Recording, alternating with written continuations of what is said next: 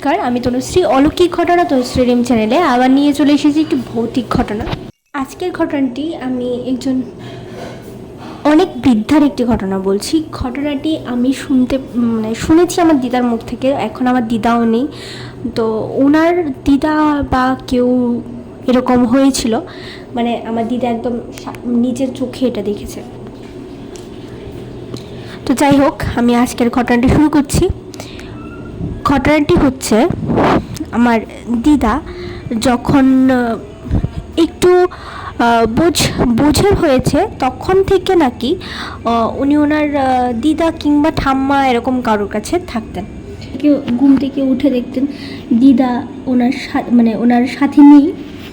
তো উনি উঠে চোখ কচলাতে কচলাতে বাইরে গিয়ে দেখতেন যে অন্ধকার, কিন্তু ওই সময়ে ওনার দিদা নাকি একটি ছাউনি দেওয়া রান্নাঘরে ঠাকুরের নাম করছেন আর এরকম রান্না বান্না করছেন। কারণ দিদার যে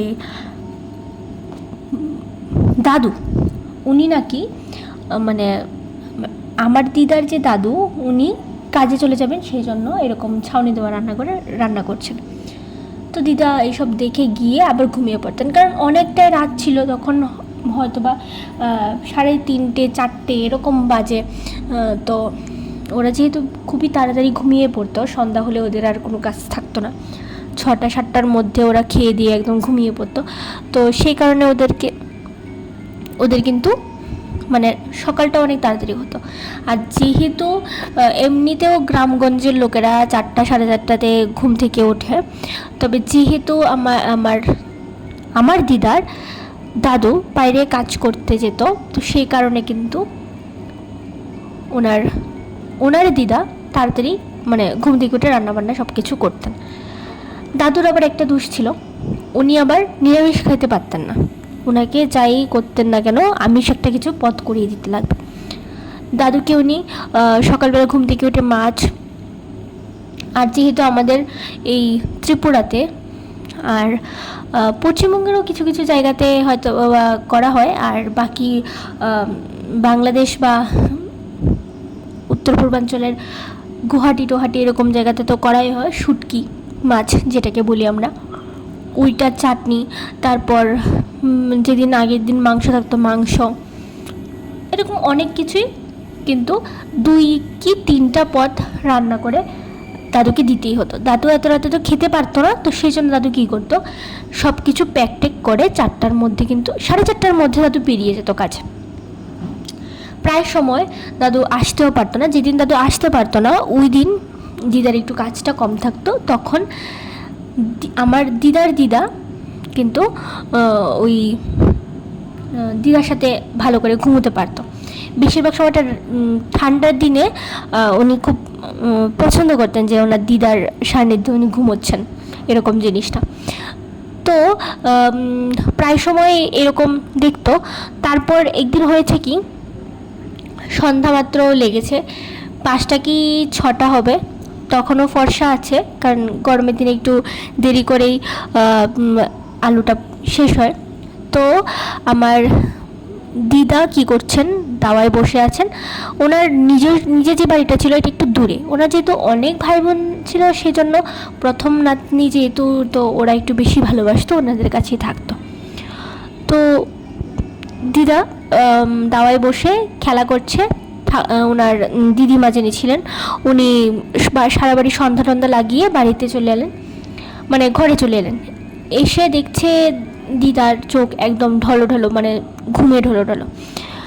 আর এমনি তো আমার দিদা কিন্তু তখন ক্লাস 1 কি 2তে পড়ে। তো দিদাকে বলেছে পড়তে বসার জন্য, কিন্তু দিদা বলছে যে আমার খুব ঘুম পেয়েছে, ঘুমিয়ে যাব, এরকম বলছে। তো দিদা ভাবলো যে ওকে একটু খাইয়ে দিই। দিদা কী করেছে, রান্নাঘর কিন্তু ওদের সেরকম কিছু ছিল না, যেহেতু আগেকার দিনে রান্নাঘরটা ওরা ঘরে টরে একদম পছন্দ করতো না, একটু বাইরেই থাকতো। তো দিদাকে সেই দাওয়ার মধ্যেই সন্ধ্যাটা একটু হয়ে যাওয়ার পর, ঠিক 6:30 7টা, মানে অন্ধকারটা পড়েছে এরকম টাইমটাতে খাবার দিয়েছে। দিয়েছে হঠাৎ করে। এমনিতেও অনেক রকমের অনেক কিছু সাউন্ড টাউন্ড ওনারা শুনতে পেত, কিন্তু দিদা কখনো সেটা এতটা ভাবেনি যে কিসের আওয়াজ, কেন হচ্ছে, কিসের জন্য হচ্ছে, কে এটা, এরকম কিছু ভাবিনি। তবে ওই দিন ওর মানে আমার দিদা যখন খেতে বসেছে, তখন আমার দিদার কাছে একজন এসে সাইড থেকে বলছে, মানে একটা পাতার উপর হাঁটলে যেই মচ মচ মচ মচ সাউন্ডটা, এটা হচ্ছে। আর উনি ভাবলেন যে হয়তো বা কেউ এসেছেন। উনি আর পেছন দিকে তাকাননি, বারান্দায় বসিয়েই নাতনিকে খাওয়াচ্ছেন, মাছ টাছ বেছে টেছে দিয়ে খাওয়াচ্ছেন। ইলিশ মাছ ছিল। তো উনি বলছেন পেছন থেকে নাকি কেউ মানে দাঁড়িয়ে যদি কেউ মানে দাদুকে যদি না দেখে, তাহলে যেন আমার দিদা যেন মানে না তাকায় বা না কথা বলে, এরকম আর কি। আর কেউ যদি দাদুকে দেখেও তাহলে যেন কথা না বলে, মানে দাওয়ায় চলে আসলে তারপরটা পরের ব্যাপার, কিন্তু আগে যেন কথা না বলে সেটা বলে দিয়েছিল। কিন্তু আমার দিদিমা তো মানে আমার দিদা তো এত কথা বুঝেনি, ওনার দিদার কথা এত কথা মানে বুঝতে পারেনি যে কেন বললো বা কী। আমার দিদা কিন্তু তাকিয়ে আছে, হঠাৎ করে দেখি ওনার দাদু। আমার দিদা দেখছে যে দিদার দাদু এসেছে।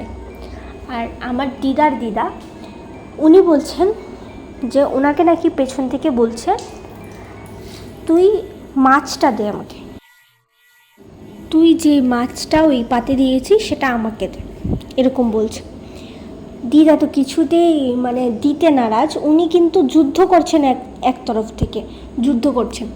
আর আমার দিদা দেখছে ওনার দাদু এসে ঠিক দিদিমার পেছনটায় দাঁড়িয়েছেন। তো উনি বলছেন যে পেছনটায় কেন দাঁড়িয়ে আছো দাদু, চলে এসো, ভাত খেতে বসে যাও, আমিও বসে গেছি, দেখো না আজকে আমার ঘুম পেয়ে গেছে, এরকম নানা ধরনের কথা বলছে।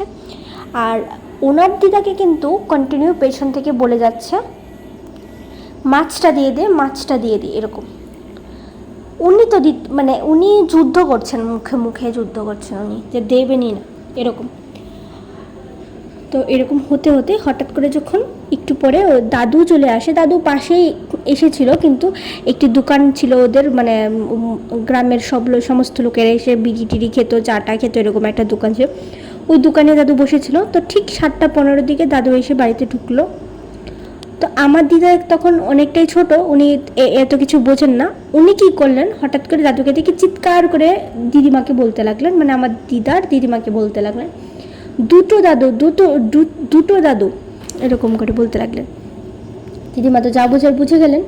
উনি বললেন, চুপ কর, আর খেতে হবে না, রাখ ভাতগুলি রাখ। আর উনি আমার দিদিমা তখন ইলিশ মাছটা খুব পছন্দ করতেন। উনি বলছেন যে ভাতগুলি তাহলে ফেলে দিই দিদিমা, মাছটা খেয়ে ফেলে, এরকম একটা বায়নার মতো করে বলছে।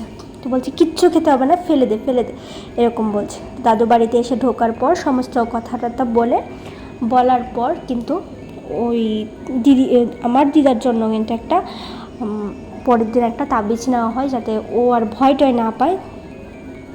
আর উনিও কিন্তু ভীষণই ভয় পেয়েছিলেন। তারপরের দিন কিন্তু ওনার ভীষণ জ্বর হয়েছিল, উনি আর কিছু কাজ করতে পারেননি।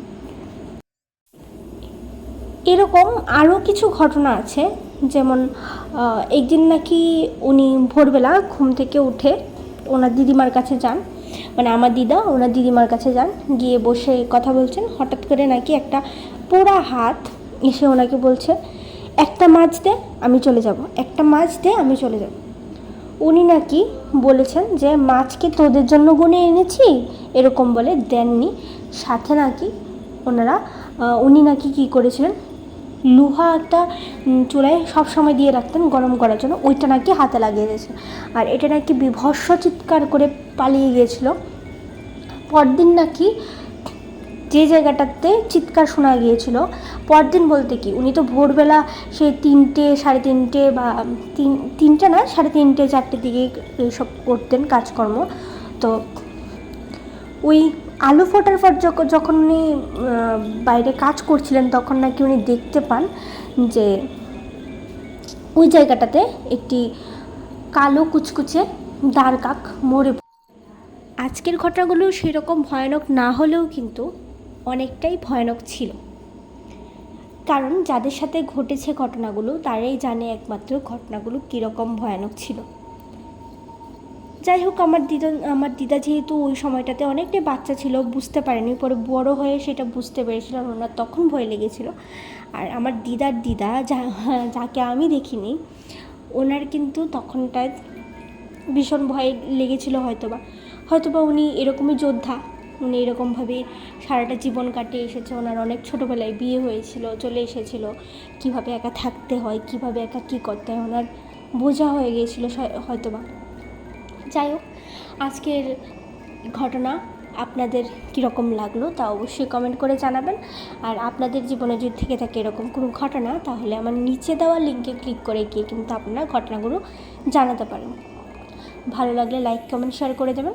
দেখা হচ্ছে পরবর্তী একটা এপিসোডে। ততক্ষণ টাটা।